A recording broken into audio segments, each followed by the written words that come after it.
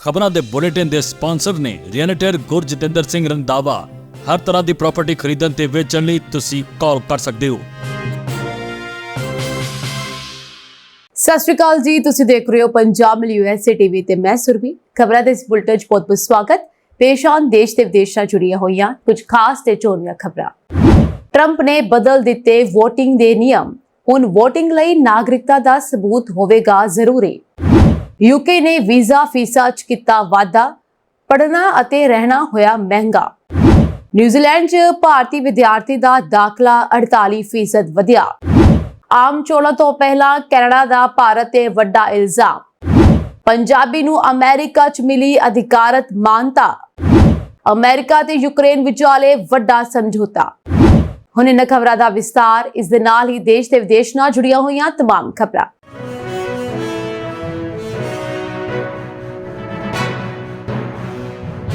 ਅਮਰੀਕੀ ਰਾਸ਼ਟਰਪਤੀ Donald Trump ਨੇ ਇੱਕ ਮਹੱਤਵਪੂਰਨ ਕਾਰਜਕਾਰੀ ਆਦੇਸ਼ ਤੇ ਦਸਤਖਤ ਕੀਤੇ ਜੋ ਅਮਰੀਕੀ ਚੋਣ ਪ੍ਰਕਿਰਿਆ ਵਿੱਚ ਵਿਆਪਕ ਤਬਦੀਲੀਆਂ ਨੂੰ ਲਾਜ਼ਮੀ ਕਰਦਾ ਹੈ। ਇਹ ਕਦਮ ਅਜਿਹੇ ਸਮੇਂ ਵਿੱਚ ਚੁੱਕਿਆ ਗਿਆ ਹੈ ਜਦੋਂ ਅਮਰੀਕਾ ਵਿੱਚ ਚੋਣ ਪ੍ਰਕਿਰਿਆ ਨੂੰ ਲੈ ਕੇ ਕਈ ਸਵਾਲ ਉੱਠ ਰਹੇ ਹਨ। ਇਸ ਹੁਕਮ ਦੇ ਤਹਿਤ ਵੋਟਰ ਰਜਿਸਟ੍ਰੇਸ਼ਨ ਲਈ ਨਾਗਰਿਕਤਾ ਦਾ ਦਸਤਾਵੇਜ਼ੀ ਸਬੂਤ ਜਿਵੇਂ ਕਿ ਪਾਸਪੋਰਟ ਦੀ ਲੋੜ ਹੋਵੇਗੀ ਅਤੇ ਇਹ ਯਕੀਨੀ ਬਣਾਇਆ ਜਾਵੇਗਾ ਕਿ ਸਾਰੇ ਬੈਲਟ ਪੇਪਰ ਚੋਣਾਂ ਵਾਲੇ ਦਿਨ ਤੱਕ ਪ੍ਰਾਪਤ ਹੋ ਜਾਣ। ਟਰੰਪ ਮੁਤਾਬਕ ਇਸ ਹੁਕਮ ਦਾ ਮਕਸਦ ਚੋਣਾਂ 'ਚ ਪਾਰਦਰਸ਼ਤਾ ਅਤੇ ਨਿਰਪੱਖਤਾ ਨੂੰ ਯਕੀਨੀ ਬਣਾਉਣਾ ਹੈ। ਆਰਡਰ ਤਹਿਤ ਵੋਟਰ ਹੁਣ ਨਾਗਰਿਕਤਾ ਦੇ ਦਸਤਾਵੇਜ਼ੀ ਸਬੂਤ ਤੋਂ ਬਿਨਾਂ ਫੈਡਰਲ ਚੋਣਾਂ ਵਿੱਚ ਵੋਟ ਪਾਉਣ ਲਈ ਰਜਿਸਟਰ ਨਹੀਂ ਕਰ ਸਕਣਗੇ ਅਤੇ ਸਾਰੇ ਬੈਲਟ ਪੇਪਰ ਚੋਣਾਂ ਵਾਲੇ ਦਿਨ ਤੱਕ ਪ੍ਰਾਪਤ ਹੋਣੇ ਚਾਹੀਦੇ ਹਨ। ਇਸ ਕਾਰਜਕਾਰੀ ਹੁਕਮ ਤਹਿਤ ਚੋਣ ਵਾਲੇ ਦਿਨ ਤੱਕ ਬੈਲਟ ਪੇਪਰ ਪ੍ਰਾਪਤ ਕੀਤੇ ਜਾਣੇ ਅਤੇ ਪਾਉਣੇ ਲਾਜ਼ਮੀ ਹਨ। ਟਰੰਪ ਨੇ ਕਿਹਾ ਹੈ ਕਿ ਕਈ ਰਾਜ ਇਸ ਕਾਨੂੰਨ ਦੀ ਪਾਲਣਾ ਨਹੀਂ ਕਰਦੇ ਅਤੇ ਚੋਣਾਂ ਤੋਂ ਬਾਅਦ ਵੀ ਬੈਲਟ ਪੇਪਰ ਸਵੀਕਾਰ ਕਰਦੇ ਹਨ, ਜੋ ਕਿ ਗਲਤ ਹੈ। ਇਸ ਤੋਂ ਇਲਾਵਾ ਵਿਦੇਸ਼ੀ ਨਾਗਰਿਕਾਂ ਨੂੰ ਵੋਟ ਪਾਉਣ ਜਾਂ ਚੋਣਾਂ 'ਚ ਯੋਗਦਾਨ ਪਾਉਣ ਤੋਂ ਰੋਕਣ ਵਾਲੇ ਕਾਨੂੰਨਾਂ ਨੂੰ ਸਖਤੀ ਨਾਲ ਲਾਗੂ ਕੀਤਾ ਜਾਵੇਗਾ। ਟਰੰਪ ਨੇ ਇਹ ਵੀ ਨਿਰਦੇਸ਼ ਦਿੱਤਾ ਹੈ ਕਿ VOTING ਪ੍ਰਣਾਲੀ ਵਿੱਚ ਕਾਗਜ਼ੀ ਬੈਲਟ ਦੀ ਵਰਤੋਂ ਲਾਜ਼ਮੀ ਹੋਵੇਗੀ ਤਾਂ ਜੋ ਵੋਟਰ ਆਪਣੀ ਵੋਟ ਦੀ ਪੁਸ਼ਟੀ ਕਰ ਸਕਣ ਅਤੇ ਧੋਖਾਧੜੀ ਤੋਂ ਬਚਿਆ ਜਾ ਸਕੇ। ਇਸ ਵਿਆਪਕ ਆਦੇਸ਼ ਤਹਿਤ ਫੈਡਰਲ ਵੋਟਰ ਰਜਿਸਟ੍ਰੇਸ਼ਨ ਫਾਰਮ ਵਿੱਚ ਸੋਧ ਕੀਤੀ ਗਈ ਹੈ, ਜਿਸ ਨਾਲ ਹੁਣ ਸੰਘੀ ਚੋਣਾਂ ਵਿੱਚ ਵੋਟ ਪਾਉਣ ਦੀ ਯੋਗਤਾ ਲਈ ਨਾਗਰਿਕਤਾ ਦਾ ਸਬੂਤ ਲਾਜ਼ਮੀ ਹੋ ਜਾਵੇਗਾ। ਇਸ ਤੋਂ ਇਲਾਵਾ ਆਰਡਰ ਰਾਜਾਂ ਨੂੰ ਚੋਣ ਦਿਨ ਤੋਂ ਬਾਅਦ ਪ੍ਰਾਪਤ ਹੋਏ ਮੇਲ ਇਨ ਬੈਲਟ ਨੂੰ ਸਵੀਕਾਰ ਕਰਨ ਤੋਂ ਰੋਕਦਾ ਹੈ। ਨਾਗਰਿਕਤਾ ਦੇ ਸਬੂਤ ਦੀ ਹੁਣ ਲੋੜ ਹੋਵੇਗੀ। ਵੋਟਰ ਰਜਿਸਟ੍ਰੇਸ਼ਨ ਲਈ ਹੁਣ ਨਾਗਰਿਕਤਾ ਦਾ ਸਬੂਤ ਜਿਵੇਂ ਕਿ ਪਾਸਪੋਰਟ ਪੇਸ਼ ਕਰਨਾ ਲਾਜ਼ਮੀ ਹੋਵੇਗਾ। ਇਸ ਤੋਂ ਇਲਾਵਾ ਚੋਣ ਦਿਨ ਤੋਂ ਬਾਅਦ ਪ੍ਰਾਪਤ ਹੋਏ ਮੇਲ ਇਨ ਬੈਲਟ ਸਵੀਕਾਰ ਨਹੀਂ ਕੀਤੇ ਜਾਣਗੇ, ਭਾਵੇਂ ਉਹ ਚੋਣ ਦਿਨ ਤੋਂ ਪਹਿਲਾਂ ਭੇਜੇ ਗਏ ਸਨ ਜਾਂ ਨਹੀਂ। ਇਸ ਤੋਂ ਇਲਾਵਾ ਆਰਡਰ ਰਾਜਾਂ ਨੂੰ ਸੰਘੀ ਏਜੰਸੀਆਂ ਨਾਲ ਸਹਿਯੋਗ ਕਰਨ, ਵੋਟਰ ਸੂਚੀਆਂ ਸਾਂਝੀਆਂ ਕਰਨ ਅਤੇ ਚੋਣ ਸੰਬੰਧਿਤ ਅਪਰਾਧਾਂ ਦੀ ਜਾਂਚ ਵਿੱਚ ਸਹਾਇਤਾ ਕਰਨ ਦੀ ਅਪੀਲ ਕਰਦਾ ਹੈ।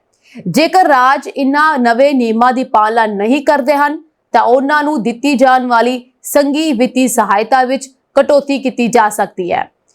ਰਾਸ਼ਟਰਪਤੀ ਟਰੰਪ ਨੇ ਲੰਬੇ ਸਮੇਂ ਤੋਂ ਚੋਣ ਬੇਨੀਮਾ ਅਤੇ ਧੋਖਾਧੜੀ ਬਾਰੇ ਚਿੰਤਾਵਾਂ ਜ਼ਾਹਰ ਕੀਤੀਆਂ ਹਨ, ਖਾਸ ਤੌਰ ਤੇ ਮੇਲ ਇਨ VOTING ਦੇ ਸੰਦਰਭ ਵਿੱਚ। ਹਾਲਾਂਕਿ ਇਨ੍ਹਾਂ ਦਾਅਵਿਆਂ ਦਾ ਸਮਰਥਨ ਕਰਨ ਲਈ ਠੋਸ ਸਬੂਤ ਨਹੀਂ ਮਿਲੇ ਹਨ। ਆਰਡਰ ਰਿਪਬਲਿਕਨ ਸਮਰਥਿਤ ਸੇਫਗਾਰਡ ਅਮਰੀਕਨ ਵੋਟਰ ਯੋਗਤਾ यानी कि CAVE ਸੇਵ ਐਕਟ ਦੇ ਟੀਚਿਆਂ ਨਾਲ ਇਕਸਾਰ ਹੈ, ਜੋ ਵੋਟਰ ਯੋਗਤਾ ਦੀ ਸਖਤ ਜਾਂਚ ਦੀ ਵਕਾਲਤ ਕਰਦਾ ਹੈ। UK ਨੇ ਵੀਜ਼ਾ ਫੀਸਾਂ ਵਿੱਚ ਵਾਧੇ ਦਾ ਐਲਾਨ ਕੀਤਾ ਹੈ, ਜੋ ਕਿ 9 ਅਪ੍ਰੈਲ 2025 ਤੋਂ ਲਾਗੂ ਹੋਵੇਗਾ। UK ਦੇ ਗ੍ਰਹਿ ਦਫ਼ਤਰ ਨੇ ਵਿਦਿਆਰਥੀ ਵਿਜ਼ਟਰ ਅਤੇ ਇਲੈਕਟ੍ਰੋਨਿਕ ਯਾਤਰਾ ਅਧਿਕਾਰ ਯਾਨੀ ETA ਅਰਜ਼ੀਆਂ ਸਮੇਤ ਕਈ ਸ਼੍ਰੇਣੀਆਂ ਵਿੱਚ ਵੀਜ਼ਾ ਫੀਸਾਂ ਵਿੱਚ ਵਾਧੇ ਦਾ ਐਲਾਨ ਕੀਤਾ ਹੈ। ਇਹ ਵਾਧਾ ਵੀਜ਼ਾ ਦੀ ਕਿਸਮ ਤੇ ਨਿਰਭਰ ਕਰਦਾ ਹੈ। ਵਿਦਿਆਰਥੀ ਅਤੇ ਵਿਜ਼ਟਰ ਵੀਜ਼ਿਆਂ ਵਿੱਚ ਕਾਫੀ ਵਾਧਾ ਹੋਇਆ। ET ਦੀ ਰਿਪੋਰਟ ਅਨੁਸਾਰ ਮੁੱਖ ਬਿਨੇਕਾਰਾਂ ਅਤੇ ਨਿਰਭਰ ਦੋਵਾਂ ਲਈ ਆਗੂ ਵਿਦਿਆਰਥੀ ਵੀਜ਼ਾ ਫੀਸ ਮੌਜੂਦਾ 490 ਪੌਂਡ ਤੋਂ 7% ਵੱਧ ਕੇ 524 ਪੌਂਡ ਯਾਨੀ ਕਿ ਭਾਰਤੀ ਮੁਦਰਾ ਦੇ ਵਿੱਚ 58,059 ਹੋ ਜਾਵੇਗੀ। ਇਸੇ ਤਰ੍ਹਾਂ ਬਾਲ ਵਿਦਿਆਰਥੀ ਵੀਜ਼ਾ ਦੀ ਕੀਮਤ ਵੀ 524 ਪੌਂਡ ਹੋਵੇਗੀ। ਇਸ ਤੋਂ ਪਹਿਲਾਂ ਅਕਤੂਬਰ 2023 ਵਿੱਚ ਵਿਦਿਆਰਥੀ ਵੀਜ਼ਾ ਫੀਸਾਂ ਵਿੱਚ 1/3 ਤੋਂ ਵੱਧ ਦਾ ਵਾਧਾ ਹੋਇਆ ਸੀ। 6 ਤੋਂ 11 ਮਹੀਨਿਆਂ ਦੇ ਅੰਗਰੇਜ਼ੀ ਭਾਸ਼ਾ ਦੇ ਕੋਰਸਾਂ ਲਈ ਥੋੜੇ ਸਮੇਂ ਦੇ ਅਧਿਐਨ ਵੀਜ਼ਿਆਂ ਦੀ ਲਾਗਤ 7% ਵਧੇਗੀ, 200 ਪੌਂਡ ਤੋਂ 214 ਪੌਂਡ ਹੋ ਜਾਵੇਗੀ। ਇਸ ਤੋਂ ਇਲਾਵਾ UK ਵਿਜ਼ਟਰ ਵੀਜ਼ਾ ਫੀਸਾਂ ਵਿੱਚ 10% ਦਾ ਵਾਧਾ ਹੋਵੇਗਾ, ਜਿਸ ਨਾਲ 6 ਮਹੀਨਿਆਂ ਦੇ ਵੀਜ਼ੇ ਦੀ ਕੀਮਤ 115 ਪੌਂਡ ਤੋਂ ਵੱਧ ਕੇ 127 ਪੌਂਡ ਹੋ ਜਾਵੇਗੀ। 2, 5 ਅਤੇ 10 ਸਾਲਾਂ ਦੇ ਲੰਬੇ ਸਮੇਂ ਦੇ ਵਿਜ਼ਿਟ ਵੀਜ਼ੇ ਦੀ ਮਹਿੰਗੇ ਹੋ ਜਾਣਗੇ, ਯਾਨੀ ਕਿ ਉਹ ਵਿਜ਼ਟਰ ਵੀਜ਼ੇ ਵੀ ਮਹਿੰਗੇ ਹੋ ਜਾਣਗੇ, ਜਿਨ੍ਹਾਂ ਦੀ ਫੀਸ ਕ੍ਰਮਵਾਰ 575, 848 ਅਤੇ 1059 ਪੌਂਡ ਤੱਕ ਪਹੁੰਚ ਜਾਵੇਗੀ। Direct air side transit visa fees जो है 39 पौंड तक हो जाएगी, जबकि land side transit visa fees 70 pound हो जाएगी। जिन्हां नागरिकां नूं यूके दी यात्रा लई वीजे दी लोड़ नहीं है, उन्हां लई लोड़ींदी ETA फीस 60% वध के 16 पौंड हो जाएगी। सैटलमेंट रूट अर्जियां विच भी समायोजन किया जाएगा, जिस विच निर्भर रिश्तेदारां लई फीस 3250 पौंड तो वधा के 3413 पौंड हो जाएगी। HM आर्म्ड फोर्सिस रूल्स तहत अनमिथे समय लई भर्ती छुट्टी की कीमत 3029 पौंड होगी। वर्क वीजा फीस विच भी वाधा किया गया है। वर्क वीजा श्रेणियां भी प्रभावित हुई हैं। 3 सालां ਜਾਂ ਇਸ ਤੋਂ ਘੱਟ ਸਮੇਂ ਲਈ ਵੈਧ ਹੁਨਰਮੰਦ ਵਰਕਰ ਵੀਜ਼ਾ ਦੀ ਫੀਸ 719 ਪੌਂਡ ਤੋਂ ਵੱਧ ਕੇ 769 ਪੌਂਡ ਹੋ ਜਾਵੇਗੀ, ਜਦਕਿ 3 ਸਾਲਾਂ ਤੋਂ ਵੱਧ ਸਮੇਂ ਲਈ ਅਰਜ਼ੀਆਂ 1420 ਪੌਂਡ ਤੋਂ ਵੱਧ ਕੇ 1519 ਪੌਂਡ ਹੋ ਜਾਣਗੀਆਂ। इनोवेटर फाउंडर वीजा की कीमत भी 1274 पौंड होगी, जो कि 83 पौंड का वाधा है, जबकि टियर 1 इन्वेस्टर वीजा 116 पौंड का वाधा होके 2000 पौंड हो जाएगा। इत्थे दस दिए कि यूके सरकार ने 2 अप्रैल 2025 तो यूरोपीयन यूनियन के नागरिकों लई इस दे विस्तार तो पहला जनवरी विच ही इस बदलाव का संकेत दिता सी। ब्रिटिश एजुकेशनल ट्रैवल एसोसीएशन की कार्यकारी निर्देशक एमा इंग्लिश ने इन्हां बदलावां दे प्रभाव बारे चिंतावां प्रगट कीतियां हन। न्यूजीलैंड च भारतीय विद्यार्थियों की गिनती च 2021 तो लैके 48% वाधा होया है ਅਤੇ ਸਾਲ 2030 ਤੱਕ ਇਹ ਲਗਭਗ ਦੁੱਗਣਾ ਹੋਣ ਦੀ ਉਮੀਦ ਹੈ। ਇਹ ਖੁਲਾਸਾ ਆਲਮੀ ਵਿਦਿਆਰਥੀ ਹਾਊਸਿੰਗ ਪਲੇਟਫਾਰਮ ਯੂਨੀਵਰਸਿਟੀ ਲਿਵਿੰਗ ਦੀ ਰਿਪੋਰਟ ਵਿੱਚ ਹੋਇਆ ਹੈ। ਰਿਪੋਰਟ ਕੌਮਾਂਤਰੀ ਵਿਦਿਆਰਥੀ ਖਾਸਕਰ ਭਾਰਤੀ ਵਿਦਿਆਰਥੀਆਂ ਲਈ ਪਸੰਦੀਦਾ ਪੜ੍ਹਾਈ ਵਾਲੇ ਸਥਾਨਾਂ ਵਜੋਂ ਨਿਊਜ਼ੀਲੈਂਡ ਅਤੇ ਆਸਟ੍ਰੇਲੀਆ ਪ੍ਰਤੀ ਵੱਧਦੇ ਰੁਝਾਨ ਨੂੰ ਦਰਸਾਉਂਦੀ ਹੈ। ਰਿਪੋਰਟ ਮੁਤਾਬਕ ओशनिया खेतर विच विद्यार्थियों के प्रवास च लगातार वाधा देखा गया, जो 2015 के 21 लाख तो वध के 2024 च 23 लाख हो गया। आस्ट्रेलिया च भी भारतीय विद्यार्थियों का दाखला 2021 तो 2024 दौरान 9.2% वधिया है। यूनिवर्सिटी लिविंग के संस्थापक ते CEO सौरभ अरोड़ा ने दाखले च वाधे का सहरा नीतिगत सुधारां नूं दिता है, जो विदेश च पढ़ाई लई यात्रा सुखाला बनाउंदे ते पढ़ाई मगरों करियर दीयां संभावनावां नूं वधाउंदे हन। उन्होंने कहा कि साल 2025 तो 2030 दौरान भारत तो न्यूजीलैंड च विद्यार्थियों का दाखला 93% वधण की उम्मीद है, जिन्हां दी गिनती 22,225 तो 42,594 हो जाएगी। उस तो इलावा उन्होंने कहा कि 2025 तक आस्ट्रेलिया विच भारतीय विद्यार्थियों का दाखला भी 1,01,552 तो टप्पन ते न्यूजीलैंड विच एक गिनती 22,225 होने की उम्मीद है, यानी कि इसकी गिनती विच 1 लाख दे विच होर ज्यादा वाधा हो जाएगा। इस सैक्टर का आर्थिकता ते टुकवा प्रभाव भी है, जिसने 2023 ते 24 दौरान न्यूजीलैंड के अर्थचारे च लगभग 4.4 अरब न्यूजीलैंड डॉलर ते आस्ट्रेलिया के अर्थचारे च 47 अरब आस्ट्रेलियाई डॉलर का योगदान दिता। कैनेडा दे वल्लों मुड़ तो भारत ते वड्डे इल्जाम लगाए गए हैं। कैनेडा के प्रधानमंत्री जरूर बदल गए हैं, पर उन्हां दी भारत विरोधी सोच अजे भी वही है। इस विच कोई बदलाव नहीं जापदा। कथित खुफिया रिपोर्टां के आधार ते कैनेडा ने भारत ते अपनी चोण प्रक्रिया विच दखल देण दा दोष लगाया है। कैनेडा ने भारत ते अप्रैल विच देश विच होण वालियां चोणां च दखल अंदाजी करन दा दोष लगाया है। खुफिया रिपोर्ट विच कहा गया है कि भारत सरकार कोल कनेडियन भाईचारिਆਂ ਅਤੇ लोकतंत्री प्रक्रियावां विच दखल देण दी योग्यता है ਅਤੇ इरादा भी है, क्योंकि दोवां देशां दे संबंध हुण तक दे सब तो हेठले पद्धर ते पहुंच गए हैं। हालांकि हुण तक कैनेडा की इस कार्रवाई ते भारत सरकार वालों कोई अधिकारत प्रतिक्रिया नहीं दी गई, पर भारत के नाल-नाल कैनेडा ने चीन, रूस और पाकिस्तान ते इसी तरह के दोष लगाए हैं। उन्होंने दोष लगाया कि चीन आर्टिफिशियल इंटैलीजेंस राही कैनेडा दीयां चोणां नूं प्रभावित कर सकता है। ਕੈਨੇਡੀਅਨ ਸੁਰੱਖਿਆ ਖੂਫੀਆ ਸਰਵਿਸ ਦੀ ਡਿਪਟੀ ਡਾਇਰੈਕਟਰ ਵੈਨੈਂਸਾ ਲੋਇਡ ਨੇ ਕਿਹਾ ਹੈ ਕਿ ਵਿਰੋਧੀ ਸਰਕਾਰੀ ਤੱਤ ਚੋਣਾਂ ਵਿੱਚ ਦਖਲ ਦੇਣ ਲਈ ਆਰਟੀਫੀਸ਼ੀਅਲ ਇੰਟੈਲੀਜੈਂਸੀ ਦੀ ਵੱਧ ਤੋਂ ਵੱਧ ਵਰਤੋਂ ਕਰ ਰਹੇ ਹਨ। ਤੁਹਾਨੂੰ ਇਹ ਵੀ ਦੱਸ ਦਈਏ ਕਿ ਰਾਈਟਰਸ ਨੇ ਲੋਇਡ ਦੇ ਹਵਾਲੇ ਨਾਲ ਕਿਹਾ ਹੈ ਕਿ ਇਸ ਗੱਲ ਦੀ ਮਜ਼ਬੂਤ ਸੰਭਾਵਨਾ ਹੈ ਕਿ PRC ਯਾਨੀ People's Republic of China Canada ਦੀ ਲੋਕਤੰਤਰੀ ਪ੍ਰਕਿਰਿਆ ਵਿੱਚ ਦਖਲ ਦੇਣ ਲਈ AI ਸਮਰਥ ਸਾਧਨਾਂ ਦੀ ਵਰਤੋਂ ਕਰੇਗਾ, ਜਿਸ ਵਿੱਚ ਇਹ ਮੌਜੂਦਾ ਚੋਣ ਵੀ ਸ਼ਾਮਲ ਹੈ। ਇਸ ਤੋਂ ਪਹਿਲਾਂ ਕੈਨੇਡਾ ਦੇ ਵਿੱਚ ਮਾਰੇ ਗਏ ਹਰਦੀਪ ਸਿੰਘ ਨਿੱਜਰ ਨੂੰ ਲੈ ਕੇ ਸਾਬਕਾ ਪ੍ਰਧਾਨ ਮੰਤਰੀ ਜਸਟਿਨ ਟਰੂਡੋ ਨੇ ਭਾਰਤ ਦੀ ਰਾਹ ਨੂੰ ਜ਼ਿੰਮੇਵਾਰ ਠਹਿਰਾਇਆ ਸੀਗਾ। ਹਾਲਾਂਕਿ ਪਹਿਲਾਂ ਠੋਸ ਸਬੂਤ ਹੋਣ ਦਾ ਦਾਅਵਾ ਕੀਤਾ ਗਿਆ ਤੇ ਆਪਣੀ ਸਰਕਾਰ ਜਾਣ ਤੋਂ ਪਹਿਲਾਂ ਟਰੂਡੋ ਨੇ ਮੰਨਿਆ ਸੀ ਕਿ ਉਹਨਾਂ ਕੋਲ ਭਾਰਤ ਵਿਰੁੱਧ ਕੋਈ ਸਬੂਤ ਨਹੀਂ ਹੈ। ਅਮਰੀਕਾ ਤੋਂ ਪੰਜਾਬੀਆਂ ਲਈ ਬੜੇ ਮਾਣ ਵਾਲੀ ਖਬਰ ਸਾਹਮਣੇ ਆਈ ਹੈ। ਇੱਕ ਇਤਿਹਾਸਕ ਕਦਮ ਦੇ ਤਹਿਤ ਜਾਰਜੀਆ ਵਿਧਾਨ ਸਭਾ ਨੇ ਸਦਨ ਦੇ ਪ੍ਰਸਤਾਵ 403 ਨੂੰ ਅਪਣਾ ਕੇ ਪੰਜਾਬੀ ਭਾਸ਼ਾ ਤੇ ਸਥਾਨਕ ਸਿੱਖ ਤੇ ਪੰਜਾਬੀ ਭਾਈਚਾਰੇ ਦੇ ਅਮੂਲ ਯੋਗਦਾਨ ਨੂੰ ਅਧਿਕਾਰਤ ਰੂਪ ਵਿੱਚ ਮਾਨਤਾ ਦੇ ਦਿੱਤੀ ਹੈ। ਪੰਜਾਬੀ ਨੂੰ ਮਾਨਤਾ ਦਿੱਤੀ ਗਈ ਹੈ। ਪੰਜਾਬੀ ਨੂੰ ਦੁਨੀਆ ਦੀ 9ਵੀਂ ਸਭ ਤੋਂ ਵੱਧ ਬੋਲੀ ਜਾਣ ਵਾਲੀ ਭਾਸ਼ਾ ਮੰਨਿਆ ਜਾਂਦਾ ਹੈ। ਇਹ ਦੱਖਣੀ ਏਸ਼ੀਆ, ਖਾਸ ਕਰਕੇ ਭਾਰਤ ਅਤੇ ਪਾਕਿਸਤਾਨ ਦੇ ਪੰਜਾਬ ਖੇਤਰ ਵਿੱਚ ਉਤਪੰਨ ਹੋਈ ਇੱਕ ਭਾਸ਼ਾ ਹੈ ਜੋ 2 ਲਿਪੀਆਂ ਵਿੱਚ ਲਿਖੀ ਜਾਂਦੀ ਹੈ, ਭਾਰਤ ਵਿੱਚ ਗੁਰਮੁਖੀ ਅਤੇ ਪਾਕਿਸਤਾਨ ਦੇ ਵਿੱਚ ਸ਼ਾਹਮੁਖੀ। ਇਹ ਦੋਹਰੀ ਪਰੰਪਰਾ ਆਪਣੀ ਅਮੀਰ ਭਾਸ਼ਾਈ ਵਿਭਿੰਨਤਾ ਅਤੇ ਅਨੁਕੂਲਤਾ ਨੂੰ ਦਰਸਾਉਂਦੀ ਹੈ। ਪੰਜਾਬ ਖੇਤਰ ਤੋਂ ਬਾਹਰ ਇਹ ਭਾਸ਼ਾ ਕੈਨੇਡਾ, ਯੂਨਾਈਟਿਡ ਕਿੰਗਡਮ, ਆਸਟ੍ਰੇਲੀਆ ਅਤੇ ਸੰਯੁਕਤ ਰਾਜ ਅਮਰੀਕਾ ਵਰਗੇ ਦੇਸ਼ਾਂ ਵਿੱਚ ਪ੍ਰਵਾਸੀ ਭਾਈਚਾਰੇ ਵਿੱਚ ਪ੍ਰਫੁੱਲਿਤ ਹੋਈ ਹੈ। ਸਿੱਖ ਧਰਮ ਵਿੱਚ ਪੰਜਾਬੀ ਦਾ ਵਿਸ਼ੇਸ਼ ਮਹੱਤਵ ਹੈ ਕਿਉਂਕਿ ਇਹ ਗੁਰੂ ਗ੍ਰੰਥ ਸਾਹਿਬ ਦੀ ਪਵਿੱਤਰ ਭਾਸ਼ਾ ਹੈ। ਇਸ ਭਾਸ਼ਾ ਨੇ ਸੰਗੀਤ, ਸਾਹਿਤ ਅਤੇ ਧਾਰਮਿਕ ਅਭਿਆਸਾਂ ਰਾਹੀਂ ਵਿਸ਼ਵ ਪੱਧਰ ਤੇ ਆਪਣੀ ਪਛਾਣ ਬਣਾਈ ਹੈ। ਜਾਰਜੀਆ ਦੀ ਇਹ ਪਹਿਲ ਕਦਮੀ ਹੋਰ ਅਮਰੀਕੀ ਰਾਜਾਂ ਲਈ ਵੀ ਪ੍ਰੇਰਨਾ ਬਣ ਸਕਦੀ ਹੈ। ਪੰਜਾਬੀ ਕੈਨੇਡਾ ਵਿੱਚ ਤੀਜੀ ਸਭ ਤੋਂ ਵੱਧ ਬੋਲੀ ਜਾਣ ਵਾਲੀ ਭਾਸ਼ਾ ਹੈ, ਜਦਕਿ UK ਵਿੱਚ ਇਹ ਚੋਟੀ ਦੀਆਂ 5 ਭਾਸ਼ਾਵਾਂ ਵਿੱਚੋਂ ਇੱਕ ਹੈ।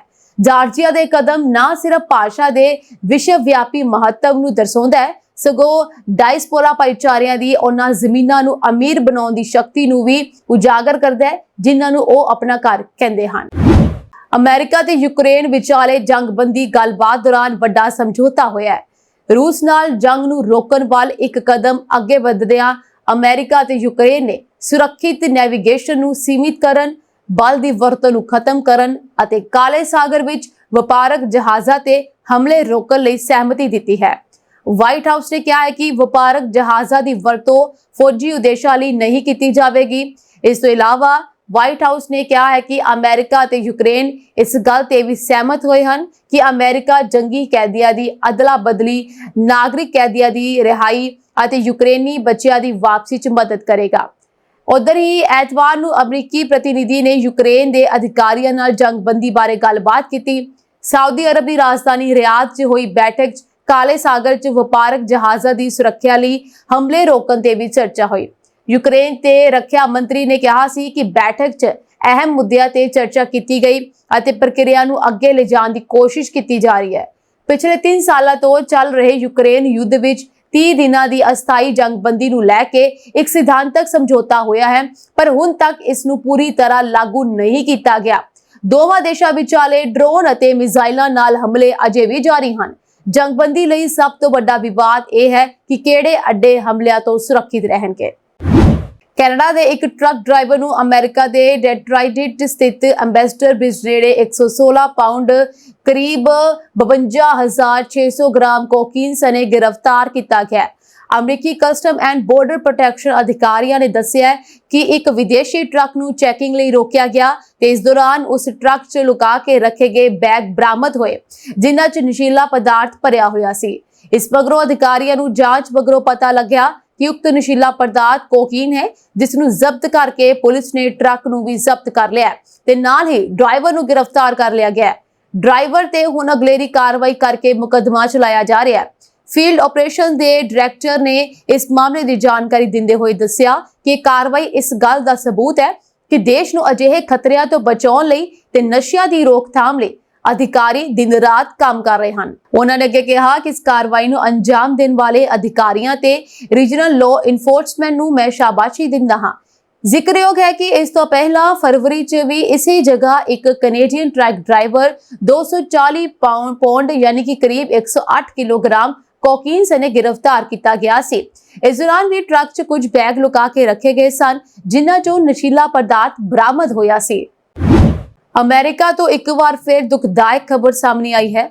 ਅਮਰੀਕਾ ਦੇ ਟੈਕਸਾਸ ਰਾਜ ਦੇ ਸ਼ਹਿਰ ਪ੍ਰਿਸਟਨ ਵਿੱਚ ਬੀਤੇ ਐਤਵਾਰ ਨੂੰ ਲਾਪਤਾ ਹੋਏ ਭਾਰਤੀ ਮੂਲ ਦੇ ਇੱਕ ਵਿਅਕਤੀ ਦੀ ਮੌਤ ਹੋ ਗਈ ਹੈ। ਸਥਾਨਕ ਪੁਲਿਸ ਮਾਮਲੇ ਦੀ ਜਾਂਚ ਕਰ ਰਹੀ ਹੈ ਜਿਸ ਨੂੰ ਸ਼ੱਕ ਹੈ ਕਿ ਉਸਨੇ ਖੁਦਕੁਸ਼ੀ ਕੀਤੀ ਹੈ। ਮ੍ਰਿਤਕ ਭਾਰਤ ਦੇ ਆਂਧਰਾ ਪ੍ਰਦੇਸ਼ ਰਾਜ ਦੇ ਕ੍ਰਿਸ਼ਨਾ ਜ਼ਿਲ੍ਹੇ ਦੇ ਗੁੱਡੀਵਾੜਾ ਦਾ ਰਹਿਣ ਵਾਲਾ ਸੀ ਜਿਸ ਦਾ ਨਾਂ ਅਭਿਸ਼ੇਕ ਕੋਹਲੀ ਦੱਸਿਆ ਜਾ ਰਿਹਾ ਹੈ ਜੋ ਆਪਣੀ ਪਤਨੀ ਨਾਲ ਪਹਿਲੇ ਅਮਰੀਕਾ ਦੇ ਫਿਨਿਕਸ ਵਿੱਚ ਰਹਿੰਦਾ ਸੀ। ਮ੍ਰਿਤਕ ਅਭਿਸ਼ੇਕ ਕੋਹਲੀ ਦੇ ਵਿਆਹ ਨੂੰ ਸਿਰਫ 1 ਸਾਲ ਹੋਇਆ ਸੀ। ਹਾਲ ਹੀ ਵਿੱਚ ਉਹ ਟੈਕਸਾਸ ਰਾਜ ਦੇ ਸ਼ਹਿਰ ਪਿਸਟਨ ਚਲਾ ਗਿਆ ਸੀ। ਅਭਿਸ਼ੇਕ ਦੇ ਜੁੜਵਾ ਭਰਾ ਅਰਵਿੰਦ ਕੋਹਲੀ ਨੇ ਦੱਸਿਆ ਕਿ ਉਹ ਪਿਛਲੇ 6 ਮਹੀਨਿਆਂ ਤੋਂ ਬੇਰੁਜ਼ਗਾਰੀ ਦੇ ਨਾਲ-ਨਾਲ ਵਿੱਤੀ ਮੁਸ਼ਕਲਾਂ ਕਾਰਨ ਗੰਭੀਰ ਮਾਨਸਿਕ ਤਣਾਅ ਦਾ ਸਾਹਮਣਾ ਕਰ ਰਿਹਾ ਸੀ। ਹਾਲਾਂਕਿ ਲੰਘੇ ਐਤਵਾਰ ਤੋਂ ਲਾਪਤਾ ਹੋਣ ਤੋਂ ਬਾਅਦ ਸਥਾਨਕ ਪੁਲਿਸ ਸਟੇਸ਼ਨ ਵਿੱਚ ਸ਼ਿਕਾਇਤ ਦਰਜ ਕਰਵਾਈ ਗਈ ਸੀ। ਪੁਲਿਸ ਨੂੰ ਉਸ ਦੀ ਲਾਸ਼ ਉਸ ਨੂੰ ਇੱਕ ਨਦੀ ਵਿੱਚੋਂ ਮਿਲੀ ਹੈ। ਮ੍ਰਿਤਕ ਅਭਿਸ਼ੇਕ ਦੇ ਭਰਾ ਅਰਵਿੰਦ ਨੇ ਕਿਹਾ ਕਿ GoFundMe ਨਾਮਕ ਇੱਕ NGO ਦੀ ਸਹਾਇਤਾ ਦੇ ਨਾਲ ਅਭਿਸ਼ੇਕ ਦੀ ਲਾਸ਼ ਨੂੰ ਭਾਰਤ ਵਾਪਸ ਲਿਆਉਣ ਅਤੇ ਅੰਤਿਮ ਸੰਸਕਾਰ ਦਾ ਪ੍ਰਬੰਧ ਕਰਨ ਲਈ ਦਾਨ ਇਕੱਠਾ ਕੀਤਾ ਜਾ ਰਿਹਾ ਹੈ। ਉਸਨੇ ਦੱਸਿਆ ਕਿ 24 ਘੰਟਿਆਂ ਵਿੱਚ $59,000 ਇਕੱਠੇ ਕੀਤੇ ਗਏ। ਅਰਵਿੰਦ ਨੇ ਕਿਹਾ ਕਿ ਅਮਰੀਕਾ ਵਿੱਚ ਤੇਲਗੂ ਭਾਈਚਾਰਾ ਉਸ ਦੀ ਲਾਸ਼ ਭਾਰਤ ਪਹੁੰਚਾਉਣ ਲਈ ਵਿੱਤੀ ਸਹਾਇਤਾ ਕਰ ਰਿਹਾ ਹੈ।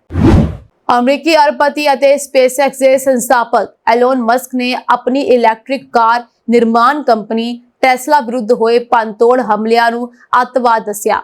ਮਸਕ ਨੇ X ਤੇ ਕਿਹਾ, ਇਸ ਵਿੱਚ ਕੋਈ ਸ਼ੱਕ ਨਹੀਂ ਹੈ ਕਿ ਟੈਸਲਾ ਸਟੋਰ ਤੇ ਗੋਲੀਬਾਰੀ ਅਤੇ ਇੱਕ ਸੁਪਰਚਾਰਜਰ ਨੂੰ ਸਾੜਨਾ ਅੱਤਵਾਦ ਦੀ ਕਾਰਵਾਈ ਸੀ। ਅਮਰੀਕੀ ਮੀਡੀਆ ਨੇ ਪੁਲਿਸ ਦੇ ਹਵਾਲੇ ਨਾਲ ਕਿਹਾ ਕਿ ਟੈਕਸਾਸ ਦੇ ਆਸਟਿਨ ਵਿੱਚ ਇੱਕ ਟੈਸਲਾ ਡੀਲਰਸ਼ਿਪ ਤੇ ਕਈ ਅੱਗ ਲਗਾਉਣ ਵਾਲੇ ਯੰਤਰ ਮਿਲੇ ਹਨ। ਮੀਡੀਆ ਰਿਪੋਰਟਾਂ ਮੁਤਾਬਕ ਪੁਲਿਸ ਨੇ ਬਿਨਾਂ ਕਿਸੇ ਘਟਨਾ ਦੇ ਉਪਕਰਨਾਂ ਨੂੰ ਸੁਰੱਖਿਅਤ ਢੰਗ ਨਾਲ ਹਟਾ ਦਿੱਤਾ। ਹਾਲ ਹੀ ਦੇ ਹਫ਼ਤਿਆਂ ਵਿੱਚ ਘੱਟੋ-ਘੱਟ 13 ਰਾਜਾਂ ਵਿੱਚ ਕਈ ਟੈਸਲਾ ਵਾਹਨਾਂ ਨੂੰ ਨਿਸ਼ਾਨਾ ਬਣਾਇਆ ਗਿਆ ਹੈ। ਇਹ ਘਟਨਾ ਟੈਸਲਾ ਅਤੇ ਇਸ ਦੇ ਮਾਲਕ ਵਿਰੁੱਧ ਵੱਧ ਰਹੇ ਵਿਰੋਧ ਪ੍ਰਦਰਸ਼ਨਾਂ ਵਿਚਕਾਰ ਵਾਪਰੀ ਹੈ। ਡਿਵਾਈਸਾਂ ਨੂੰ ਹਟਾਉਣ ਤੋਂ ਬਾਅਦ ਪੁਲਿਸ ਨੇ ਜਾਂਚ ਸ਼ੁਰੂ ਕਰ ਦਿੱਤੀ ਹੈ ਪਰ ਅਜੇ ਤੱਕ ਕੋਈ ਗ੍ਰਿਫਤਾਰੀ ਨਹੀਂ ਹੋਈ ਹੈ। ਪਿਛਲੇ ਹਫ਼ਤੇ ਅਟਾਰਨੀ ਜਨਰਲ ਨੇ ਹਮਲਿਆਂ ਨੂੰ ਘਰੇਲੂ ਅੱਤਵਾਦ ਤੋਂ ਘੱਟ ਨਹੀਂ ਦੱਸਿਆ ਅਤੇ ਇਸ ਗੱਲ ਨੂੰ ਉਜਾਗਰ ਕੀਤਾ ਕਿ ਨਿਆਂ ਵਿਭਾਗ ਪਹਿਲਾਂ ਹੀ ਕਈ ਵਿਅਕਤੀਆਂ ਵਿਰੁੱਧ ਦੋਸ਼ ਦਾਇਰ ਕਰ ਚੁੱਕਾ ਹੈ ਜਿਨ੍ਹਾਂ ਨੂੰ 5 ਸਾਲ ਤੱਕ ਦੀ ਕੈਦ ਹੋ ਸਕਦੀ ਹੈ। ਅਮਰੀਕੀ ਰਾਸ਼ਟਰਪਤੀ ਡੋਨਾਲਡ ਟਰੰਪ ਨੇ ਟੈਸਲਾ ਵਾਹਨਾਂ ਅਤੇ ਡੀਲਰਸ਼ਿਪਾਂ ਵਿਰੁੱਧ ਭੰਨਤੋੜ ਦੀਆਂ ਕਾਰਵਾਈਆਂ ਲਈ ਜ਼ਿੰਮੇਵਾਰ ਵਿਅਕਤੀਆਂ ਨੂੰ ਅਲ ਸਲਵਾਡੋਰ ਦੀਆਂ ਜੇਲ੍ਹਾਂ ਵਿੱਚ ਭੇਜਣ ਦਾ ਸੁਝਾਅ ਦਿੱਤਾ ਹੈ। ਬੀਤੇ ਦਿਨ ਅਮਰੀਕਾ ਦੇ ਸੂਬੇ ਜਾਰਜੀਆ ਦੇ ਐਕਵਰਥ ਵਿੱਚ ਅਧਖੜ ਉਮਰ ਦੇ ਇੱਕ ਗੁਜਰਾਤੀ ਵਿਅਕਤੀ ਤੇ ਗੰਭੀਰ ਅਪਰਾਧਾਂ ਦਾ ਦੋਸ਼ ਲਗਾਇਆ ਗਿਆ। ਉਸ ਇੱਕ ਬੱਚੇ ਨੂੰ ਅਗਵਾ ਕਰਨ ਦੀ ਕੋਸ਼ਿਸ਼ ਕਰਨ ਦੇ ਦੋਸ਼ ਲੱਗੇ ਹਨ। ਜੇਕਰ ਉਸ ਵਿਰੁੱਧ ਦੋਸ਼ ਸਾਬਤ ਹੋ ਜਾਂਦੇ ਹਨ ਤਾਂ ਉਸ ਨੂੰ ਅਦਾਲਤ ਵੱਲੋਂ 20 ਸਾਲ ਤੱਕ ਦੀ ਕੈਦ ਹੋ ਸਕਦੀ ਹੈ। ਅਜੇ ਤੱਕ ਇਸ ਬਾਰੇ ਕੋਈ ਜਾਣਕਾਰੀ ਸਾਹਮਣੇ ਨਹੀਂ ਆਈ ਹੈ ਕਿ ਅਧਖੜ ਉਮਰ ਦਾ ਇਹ ਵਿਅਕਤੀ ਨਸ਼ੇ ਵਿੱਚ ਸੀ ਜਾਂ ਮਾਨਸਿਕ ਤੌਰ ਤੇ ਅਸਥਿਰ ਸੀ। ਦੋਸ਼ੀ ਭਾਰਤੀ ਜਿਸ ਦਾ ਪਿਛੋਕੜ ਗੁਜਰਾਤ ਦੇ ਨਾਲ ਦੱਸਿਆ ਜਾਂਦਾ ਹੈ। ਉਸ ਦੀ ਪਛਾਣ 53 ਸਾਲਾਂ ਦੇ ਮਹਿੰਦਰ ਪਟੇਲ ਦੱਸੀ ਗਈ ਹੈ ਜਿਸ ਨੇ ਇੱਕ ਔਰਤ ਦੀਆਂ ਬਾਹਾਂ ਵਿੱਚੋਂ ਇੱਕ ਬੱਚਾ ਚੋਰੀ ਕਰਨ ਦੀ ਕੋਸ਼ਿਸ਼ ਕੀਤੀ। ਉਸ ਤੇ ਸਧਾਰਨ ਹਮਲਾ, ਸਧਾਰਨ ਕੁੱਟਮਾਰ ਅਤੇ ਅਗਵਾ ਕਰਨ ਦੇ ਦੋਸ਼ ਪੁਲਿਸ ਵੱਲੋਂ ਲਗਾਏ ਗਏ ਹਨ। ਘਟਨਾ ਦੀ ਰਿਪੋਰਟ ਮਿਲਣ ਤੋਂ ਬਾਅਦ ਪੁਲਿਸ ਨੇ 3 ਦਿਨਾਂ ਦੀ ਜਾਂਚ ਦੌਰਾਨ ਨਿਗਰਾਨੀ ਅਤੇ CCTV ਰਾਹੀਂ ਦੋਸ਼ੀ ਨੂੰ ਗ੍ਰਿਫਤਾਰ ਕੀਤਾ ਜੋ ਕਿ ਜਾਰਜੀਆ ਦੇ ਕੈਨੇਵਾਸੋ ਦਾ ਰਹਿਣ ਵਾਲਾ ਦੱਸਿਆ ਜਾ ਰਿਹਾ ਹੈ। ਉਸ ਦੇ ਪਹਿਲੇ 2 ਦੋਸ਼ ਕੁਕਰਮ ਦੇ ਸਨ ਅਤੇ ਇਸ ਸਮੇਂ ਉਹ ਬਿਨਾਂ ਜ਼ਮਾਨਤ ਤੇ ਕੋਬ ਕਾਉਂਟੀ ਸ਼ੈਰਿਫ ਦੇ ਦਫ਼ਤਰ ਦੀ ਹਿਰਾਸਤ ਵਿੱਚ ਨਜ਼ਰਬੰਦ ਹੈ। ਪੁਲਿਸ ਦਾ ਕਹਿਣਾ ਹੈ ਕਿ ਅਪਰਾਧ ਵਾਲੇ ਦਿਨ ਦੋਸ਼ੀ ਨੇ ਇੱਕ ਨੌਜਵਾਨ ਔਰਤ ਤੋਂ ਟਾਈਲੇਨੋਲ ਦੀਆਂ ਗੋਲੀਆਂ ਮੰਗੀਆਂ ਜੋ ਆਪਣੇ ਬੱਚੇ ਨਾਲ ਘੁੰਮ ਰਹੀ ਸੀ ਅਤੇ ਫਿਰ ਉਸਦੇ ਬੱਚੇ ਨੂੰ ਲੈ ਕੇ ਭੱਜਣ ਦੀ ਕੋਸ਼ਿਸ਼ ਕੀਤੀ। ਸ਼ਿਕਾਇਤਕਰਤਾ ਅਨੁਸਾਰ ਉਹ ਆਪਣੇ ਬੱਚੇ ਨਾਲ ਇੱਕ ਹੈਂਡੀਕੈਪ ਸਕੂਟਰ ਤੇ ਸਵਾਰ ਸੀ। ਹਾਲਾਂਕਿ ਉਸਨੇ ਆਪਣੇ ਬੱਚੇ ਨੂੰ ਮਹਿੰਦਰ ਪਟੇਲ ਦੇ ਹੱਥੋਂ ਬਚਾਇਆ ਅਤੇ ਫਿਰ ਦੋਸ਼ੀ ਅਪਰਾਧ ਵਾਲੀ ਥਾਂ ਤੋਂ ਭੱਜ ਗਿਆ ਸੀ। ਪੁਲਿਸ ਵੱਲੋਂ ਮਹਿੰਦਰ ਪਟੇਲ ਦੇ ਇਮੀਗ੍ਰੇਸ਼ਨ ਸਟੇਟਸ ਬਾਰੇ ਕੋਈ ਜਾਣਕਾਰੀ ਜਾਰੀ ਨਹੀਂ ਕੀਤੀ ਗਈ ਹੈ। ਹਾਲਾਂਕਿ ਜਿਸ ਤਰ੍ਹਾਂ ਇਸ ਅਪਰਾਧ ਨੂੰ ਅੰਜਾਮ ਦੇਣ ਵਾਲੇ ਦੋਸ਼ੀ ਦੇ ਵੇਰਵੇ ਸਾਹਮਣੇ ਆ ਰਹੇ ਹਨ ਉਸ ਨੂੰ ਦੇਖਦੇ ਹੋਏ ਇਹ ਸਵਾਲ ਵੀ ਪੁੱਛਿਆ ਜਾ ਰਿਹਾ ਹੈ ਕਿ ਕੀ ਦੋਸ਼ੀ ਨੇ ਇਹ ਅਪਰਾਧ ਕਰਦੇ ਸਮੇਂ ਨਸ਼ੇ ਵਿੱਚ ਸੀ ਜਾਂ ਉਸ ਦੀ ਮਾਨਸਿਕ ਸਥਿਤੀ ਠੀਕ ਨਹੀਂ ਸੀ। ਘਟਨਾ ਬਾਰੇ ਹੋਰ ਜਾਣਕਾਰੀ ਦਿੰਦੇ ਹੋਏ ਐਕਵਰਥ ਪੁਲਿਸ ਨੇ ਸਾਰਜੈਂਟ ਨੇ ਕਿਹਾ ਹੈ ਕਿ ਦੋਸ਼ੀ ਦੁਆਰਾ ਕੀਤਾ ਗਿਆ ਕੰਮ ਕਿਸੇ ਲਈ ਵੀ ਡਰਾਉਣਾ ਸੀ। ਉਹਨਾਂ ਨੇ ਇਹ ਵੀ ਕਿਹਾ ਕਿ ਜੇਕਰ ਔਰਤ ਨੇ ਬੱਚੇ ਨੂੰ ਬਚਾਉਣ ਦੀ ਕੋਸ਼ਿਸ਼ ਨਾ ਕੀਤੀ ਹੁੰਦੀ ਤਾਂ ਬੱਚਾ ਜ਼ਖਮੀ ਵੀ ਹੋ ਸਕਦਾ ਸੀ ਜਾਂ ਉਸ ਦੀ ਮੌਤ ਵੀ ਹੋ ਸਕਦੀ ਸੀ। ਗ੍ਰੀਨਲੈਂਡ ਦੇ ਪ੍ਰਧਾਨ ਮੰਤਰੀ ਮਿਊਟ ਬੀ ਐਗੇਟੇ ਨੇ ਯੂਐਸ ਦੇ ਉਪ ਰਾਸ਼ਟਰਪਤੀ ਜੈਡੀ ਵੈਂਸ ਅਤੇ ਪਤਨੀ ਊਸ਼ਾ ਵੈਂਸ ਅਤੇ ਰਾਸ਼ਟਰਪਤੀ ਸੁਰੱਖਿਆ ਸਲਾਹਕਾਰ ਮਾਈਕ ਵਾਲਸ ਦੁਆਰਾ ਗ੍ਰੀਨਲੈਂਡ ਦੇ ਦੌਰੇ ਦੀ ਸਖਤ ਆਲੋਚਨਾ ਕੀਤੀ ਹੈ। ਇਹ ਬਿਆਨ ਉਦੋਂ ਆਇਆ ਹੈ ਜਦੋਂ ਅਮਰੀਕੀ ਰਾਸ਼ਟਰਪਤੀ ਡੋਨਾਲਡ ਟਰੰਪ ਨੇ ਡੈਨਮਾਰਕ ਦੇ ਇਸ ਖੁਦਮੁਖਤਿਆਰ ਖੇਤਰ ਨੂੰ ਆਪਣੇ ਕਬਜ਼ੇ 'ਚ ਲੈਣ ਦੀ ਧਮਕੀ ਦਿੱਤੀ ਸੀ, ਜਿਸ ਤੋਂ ਬਾਅਦ ਦੋਵਾਂ ਦੇਸ਼ਾਂ ਦੇ ਸਬੰਧਾਂ 'ਚ ਤਣਾਅ ਵੱਧ ਗਿਆ। ਊਸ਼ਾ ਵੈਂਸ ਵੀਰਵਾਰ 27 ਮਾਰਚ ਨੂੰ ਆਪਣੇ ਬੇਟੇ ਨਾਲ ਗ੍ਰੀਨਲੈਂਡ ਦਾ ਦੌਰਾ ਕਰਨ ਵਾਲੀ ਹੈ। ਵਾਈਟ ਹਾਊਸ ਦੇ ਇੱਕ ਬਿਆਨ ਅਨੁਸਾਰ ਇਹ ਦੌਰਾ ਸੱਭਿਆਚਾਰਕ ਉਦੇਸ਼ਾਂ ਲਈ ਹੈ, ਜਿਸ ਵਿੱਚ ਉਹ ਗ੍ਰੀਨਲੈਂਡ ਦੀ ਰਾਸ਼ਟਰੀ ਡੌਗ ਸਲੇਡ ਰੇਸ ਅਵਨਾਂਤਾ ਕੀਮੂ ਸੈਰਸੂ ਨੂੰ ਦੇਖਣਗੇ ਅਤੇ ਸਥਾਨਕ ਸੱਭਿਆਚਾਰ ਅਤੇ ਏਕਤਾ ਦਾ ਜਸ਼ਨ ਮਨਾਉਣਗੇ। ਇਸ ਤੋਂ ਇਲਾਵਾ ਮਾਈਕ ਵਾਲਸ ਅਤੇ ਊਰਜਾ ਸਕੱਤਰ ਕ੍ਰਿਸ ਰਾਈਟ ਵੀ ਇਸ ਹਫਤੇ ਗ੍ਰੀਨਲੈਂਡ ਦਾ ਦੌਰਾ ਕਰਨ ਵਾਲੇ ਹਨ। ਇਸ ਤੇ ਪ੍ਰਤੀਕਿਰਿਆ ਦਿੰਦੇ ਹੋਏ ਗ੍ਰੀਨਲੈਂਡ ਦੇ ਪ੍ਰਧਾਨ ਮੰਤਰੀ ਐਗੇਟੇ ਨੇ ਕਿਹਾ ਕਿ ਅਮਰੀਕੀ ਅਧਿਕਾਰੀਆਂ ਦੀ ਇਹ ਫੇਰੀ ਸਿਰਫ ਦਬਾਅ ਬਣਾਉਣ ਲਈ ਕੀਤੀ ਜਾ ਰਹੀ ਹੈ ਅਤੇ ਉਹਨਾਂ ਨੂੰ ਕਿਸੇ ਅਧਿਕਾਰਤ ਬੈਠਕ ਲਈ ਸੱਦਾ ਨਹੀਂ ਦਿੱਤਾ ਗਿਆ। ਇੱਕ ਅਖਬਾਰ ਨਾਲ ਗੱਲ ਕਰਦੇ ਹੋਏ ਪ੍ਰਧਾਨ ਮੰਤਰੀ ਐਗੇਟੇ ਨੇ ਕਿਹਾ ਕਿ ਰਾਸ਼ਟਰੀ ਸੁਰੱਖਿਆ ਸਲਾਹਕਾਰ ਗ੍ਰੀਨਲੈਂਡ ਵਿੱਚ ਕੀ ਕਰ ਰਹੇ ਹਨ। ਉਹਨਾਂ ਦਾ ਇੱਕ ਹੀ ਮਕਸਦ ਹੈ, ਸਾਡੇ ਤੇ ਆਪਣੀ ਤਾਕਤ ਦਾ ਪ੍ਰਦਰਸ਼ਨ ਕਰਨਾ। ਉਹ ਸ਼ਕਤੀ ਦਾ ਪ੍ਰਦਰਸ਼ਨ ਕਰ ਰਹੇ ਹਨ। ਉਸਨੇ ਅੱਗੇ ਕਿਹਾ ਕਿ ਉਹਨਾਂ ਦੀ ਸਿਰਫ ਮੌਜੂਦਗੀ ਟਰੰਪ ਦੀ ਮੁਹਿੰਮ ਨੂੰ ਹੋਰ ਸਮਰਥਨ ਦੇਵੇਗੀ ਅਤੇ ਸਾਡੇ ਤੇ ਦਬਾਅ ਵਧਾਏਗੀ। ਉਧਰ ਟਰੰਪ ਸਰਕਾਰ ਨੇ ਇਸ ਦੌਰੇ ਨੂੰ ਦੋਸਤੀ ਦਾ ਪ੍ਰਤੀਕ ਦੱਸਿਆ ਅਤੇ ਦਾਅਵਾ ਕੀਤਾ ਕਿ ਅਮਰੀਕੀ ਟੀਮ ਨੂੰ ਗ੍ਰੀਨਲੈਂਡ ਲਈ ਸੱਦਾ ਦਿੱਤਾ ਗਿਆ ਸੀ। ਹਾਲਾਂਕਿ ਐਗੇਟੇ ਨੇ ਇਸ ਨੂੰ ਰੱਦ ਕਰਦੇ ਹੋਏ ਕਿਹਾ ਕਿ ਉਹਨਾਂ ਦੀ ਸਰਕਾਰ ਨੇ ਊਸ਼ਾ ਵੈਂਸ ਜਾਂ ਵਾਲਸ ਨੂੰ ਕਿਸੇ ਮੀਟਿੰਗ ਲਈ ਸੱਦਾ ਨਹੀਂ ਦਿੱਤਾ ਹੈ। ਉਹਨਾਂ ਨੇ ਕੌਮਾਂਤਰੀ ਭਾਈਚਾਰੇ ਨੂੰ ਇਸ ਮਾਮਲੇ ਵਿੱਚ ਦਖਲ ਦੇਣ ਦੀ ਅਪੀਲ ਕਰਦਿਆਂ ਕਿਹਾ ਕਿ ਗ੍ਰੀਨਲੈਂਡ ਦੀ ਅਖੰਡਤਾ ਅਤੇ ਲੋਕਤੰਤਰ ਦਾ ਸਨਮਾਨ ਕੀਤਾ ਜਾਣਾ ਚਾਹੀਦਾ ਹੈ। ਗੁਆਂਢੀ ਬੰਗਲਾਦੇਸ਼ ਵਿੱਚ ਹਾਲ ਹੀ ਵਿੱਚ ਹੋਏ ਘਟਨਾਕ੍ਰਮ ਤੋਂ ਬਾਅਦ ਦੇਸ਼ ਭਰ ਵਿੱਚ ਫੌਜੀ ਕਰਮਚਾਰੀਆਂ ਅਤੇ ਸੁਰੱਖਿਆ ਬਲਾਂ ਦੀ ਤੈਨਾਤੀ ਵਧਾ ਦਿੱਤੀ ਗਈ। ਬੰਗਲਾਦੇਸ਼ ਵਿੱਚ ਤਖਤਾ ਪਲਟ ਦੀਆਂ ਅਫਵਾਹਾਂ ਸੋਸ਼ਲ ਮੀਡੀਆ ਤੇ ਬਹੁਤ ਫੈਲੀਆਂ ਹੋਈਆਂ ਹਨ। ਖਾਸ ਕਰਕੇ ਦੇਸ਼ ਦੀ ਰਾਜਧਾਨੀ ਢਾਕਾ ਵਿੱਚ ਫੌਜੀ ਕਰਮਚਾਰੀਆਂ ਦੀ ਤਾਇਨਾਤੀ ਕਾਰਨ। ਹਾਲਾਂਕਿ ਇਸ ਤੇਜ਼ੀ ਨਾਲ ਫੈਲ ਰਹੀ ਅਫਵਾਹ ਬਾਰੇ ਅੰਤਰਿਮ ਸਰਕਾਰ ਦੇ ਮੁਖੀ ਪ੍ਰੋਫੈਸਰ ਮੁਹੰਮਦ ਯੂਨਸ ਅਤੇ ਫੌਜ ਮੁਖੀ ਵਕਾਰ ਉਜ਼ ਜ਼ਮਾਨ ਵੱਲੋਂ ਕੋਈ ਪ੍ਰਤੀਕਿਰਿਆ ਨਹੀਂ ਦਿੱਤੀ ਗਈ। ਮੰਨਿਆ ਜਾਂਦਾ ਹੈ ਕਿ ਫੌਜ ਮੁਖੀ ਵਕਾਰ ਉਜ਼ ਜ਼ਮਾਨ ਇਨ੍ਹਾਂ ਕਥਿਤ ਘਟਨਾਵਾਂ ਦੇ ਕੇਂਦਰ ਵਿੱਚ ਹਨ। ਇਹ ਇਸ ਲਈ ਹੈ ਕਿਉਂਕਿ ਬੰਗਲਾਦੇਸ਼ ਦੇ ਅੰਤਰਿਮ ਨੇਤਾ ਮੁਹੰਮਦ ਯੂਨਸ ਨੂੰ ਲਗਾਤਾਰ ਵਿਰੋਧ ਦਾ ਸਾਹਮਣਾ ਕਰਨਾ ਪੈ ਰਿਹਾ ਹੈ। ਗੁਆਂਢੀ ਦੇਸ਼ ਯਾਨੀ ਕਿ ਭਾਰਤ ਦੇ ਗੁਆਂਢੀ ਦੇਸ਼ ਵਿੱਚ ਫੌਜ ਦੀਆਂ ਮੀਟਿੰਗਾਂ ਦੀਆਂ ਰਿਪੋਰਟਾਂ ਨੇ ਇਨ੍ਹਾਂ ਅਟਕਲਾਂ ਨੂੰ ਹੋਰ ਮਜ਼ਬੂਤੀ ਦਿੱਤੀ ਹੈ। ਇਹ ਮੰਨਿਆ ਜਾਂਦਾ ਹੈ ਕਿ ਫੌਜ ਮੁਖੀ ਨੂੰ ਦੇਸ਼ ਦੀ ਰਾਜਨੀਤਿਕ ਸਥਿਤੀ ਬਾਰੇ ਲੋੜੀਂਦੀ ਜਾਣਕਾਰੀ ਨਹੀਂ ਹੈ। ਦੱਸਿਆ ਜਾ ਰਿਹਾ ਹੈ ਕਿ ਫੌਜ ਮੁਖੀ ਨੇ ਦੇਸ਼ ਵਿੱਚ ਅੱਤਵਾਦੀ ਹਮਲਿਆਂ ਵਿਰੁੱਧ ਵੀ ਚੇਤਾਵਨੀ ਦਿੱਤੀ ਹੈ। ਇਸ ਦੇ ਨਾਲ ਹੀ ਦੇਸ਼ ਵਿੱਚ ਚੌਕਸੀ ਅਤੇ ਸੁਰੱਖਿਆ ਵਧਾਉਣ ਦਾ ਸੱਦਾ ਦਿੱਤਾ ਗਿਆ। ਫੌਜ ਮੁਖੀ ਵਕਾਰ ਉਜ਼ ਜ਼ਮਾਨ ਨੇ ਪਿਛਲੇ ਹਫਤੇ ਆਪਣੇ ਉੱਚ ਸਹਿਯੋਗੀਆਂ ਨਾਲ ਇੱਕ ਮੀਟਿੰਗ ਕੀਤੀ। ਇਸ ਮੀਟਿੰਗ ਵਿੱਚ ਸੱਤਾਧਾਰੀ ਪਾਰਟੀ ਵੱਲੋਂ ਕੀਤੀਆਂ ਗਈਆਂ ਟਿੱਪਣੀਆਂ ਨੇ ਰਾਜਨੀਤਿਕ ਵਿਸ਼ਲੇਸ਼ਕਾਂ ਨੂੰ ਸਰਕਾਰ ਅਤੇ ਫੌਜ ਮੁਖੀ ਵਿਚਕਾਰ ਕੁਝ ਮਤਭੇਦਾਂ ਦਾ ਅੰਦਾਜ਼ਾ ਲਗਾਉਣ ਲਈ ਮਜਬੂਰ ਕਰ ਦਿੱਤਾ। ਸੂਤਰਾਂ ਦੀ ਮੰਨੀਏ ਤਾਂ ਮੀਟਿੰਗ ਵਿੱਚ ਫੌਜ ਮੁਖੀ ਨੇ ਦੇਸ਼ ਵਿੱਚ ਵੱਧ ਰਹੇ ਕੱਟੜਵਾਦ ਦੇ ਵਿਚਕਾਰ ਸੁਰੱਖਿਆ ਉਪਾਵਾਂ ਤੇ ਚਰਚਾ ਕੀਤੀ। ਇਹ ਧਿਆਨ ਦੇਣ ਯੋਗ ਹੈ ਕਿ ਵਿਦਿਆਰਥੀ ਅਗਵਾਈ ਵਾਲੀ ਅਮਰ ਬੰਗਲਾਦੇਸ਼ ਪਾਰਟੀ ਦੇ ਜਨਰਲ ਸਕੱਤਰ ਨੇ ਦੋਸ਼ ਲਗਾਇਆ ਹੈ ਕਿ ਫੌਜ ਮੁਖੀ ਰਾਸ਼ਟਰਪਤੀ ਮੁਹੰਮਦ ਸ਼ਾਹਬੁਦੀਨ ਨਾਲ ਮਿਲ ਕੇ ਨਵੀਂ ਅੰਤਰਿਮ ਸਰਕਾਰ ਬਣਾਉਣ ਦੀ ਸਾਜ਼ਿਸ਼ ਰਚ ਰਹੇ ਹਨ। ਦੱਖਣੀ ਕੋਰੀਆ ਵਿੱਚ ਖੁਸ਼ਕ ਮੌਸਮ ਅਤੇ ਤੇਜ਼ ਹਵਾਵਾਂ ਦੌਰਾਨ ਜੰਗਲਾਂ ਵਿੱਚ ਭਿਆਨਕ ਅੱਗ ਲੱਗ ਗਈ, ਜਿਸ ਕਾਰਨ ਘੱਟੋ-ਘੱਟ 16 ਲੋਕਾਂ ਦੀ ਮੌਤ ਹੋ ਗਈ ਜਦਕਿ 19 ਜ਼ਖਮੀ ਹੋ ਗਏ। ਦੱਖਣੀ ਕੋਰੀਆ ਦੇ ਸਰਕਾਰੀ ਅਧਿਕਾਰੀਆਂ ਨੇ ਇਹ ਜਾਣਕਾਰੀ ਦਿੱਤੀ ਹੈ। ਇਸ ਤੋਂ ਪਹਿਲਾਂ ਇਸ ਭਿਆਨਕ ਅੱਗ ਤੋਂ ਬਚਣ ਲਈ ਮੰਗਲਵਾਰ ਨੂੰ ਐਂਡੋਂਗ ਅਤੇ ਹੋਰ ਦੱਖਣੀ ਸ਼ਹਿਰਾਂ ਅਤੇ ਕਸਬਿਆਂ ਦੇ ਅਧਿਕਾਰੀਆਂ ਨੇ ਸਥਾਨਕ ਨਿਵਾਸੀਆਂ ਨੂੰ ਸੁਰੱਖਿਅਤ ਥਾਵਾਂ ਤੇ ਜਾਣ ਦਾ ਆਦੇਸ਼ ਦਿੱਤਾ। ਦੂਜੇ ਪਾਸੇ ਅੱਗ ਬੁਝਾਊ ਅਮਲੇ ਸੁੱਕੀਆਂ ਹਵਾਵਾਂ ਕਾਰਨ ਲੱਗੀ ਅੱਗ ਤੇ ਕਾਬੂ ਪਾਉਣ ਲਈ ਜਦੋਜਹਿਦ ਕਰ ਰਹੇ ਹਨ। ਇਸ ਭਿਆਨਕ ਅੱਗ ਨੇ 43,000 ਏਕੜ ਤੋਂ ਵੱਧ ਜ਼ਮੀਨ ਸੜ ਕੇ ਸੁਆਹ ਕਰ ਦਿੱਤੀ ਅਤੇ ਸੈਂਕੜੇ ਇਮਾਰਤਾਂ ਨੂੰ ਤਬਾਹ ਕਰ ਦਿੱਤਾ, ਜਿਨ੍ਹਾਂ ਵਿੱਚ 1300 ਸਾਲ ਪੁਰਾਣਾ ਬੁੱਧ ਮੱਠ ਵੀ ਸ਼ਾਮਲ ਹੈ।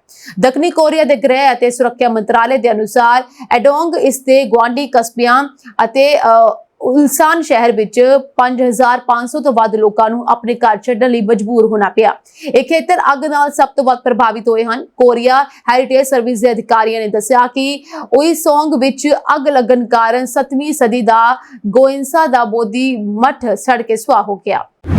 ਇਹ ਸਾਂਝੀ ਦੇਸ਼ ਵਿਦੇਸ਼ ਨਾਲ ਜੁੜੀਆਂ ਹੋਈਆਂ ਕੁਝ ਖਾਸ ਤੇ ਚੋਣਵੀਆਂ ਖਬਰਾਂ ਹੋਰ ਅਪਡੇਟਸ ਨਾਲ ਜੁੜੇ ਰਹਿਣ ਦੇ ਲਈ ਤੁਸੀਂ ਬਨੇ ਰਹੋ ਜੀ ਸਾਡੇ ਚੈਨਲ ਪੰਜਾਬ ਮਿਲੀ ਯੂਐਸਏ ਦੇ ਨਾਲ। ਮੈਨੂੰ ਦੋਜੀ ਆ ਗਿਆ ਤੁਹਾਡੇ ਸਭ ਦਾ ਬਹੁਤ ਬਹੁਤ ਧੰਨਵਾਦ।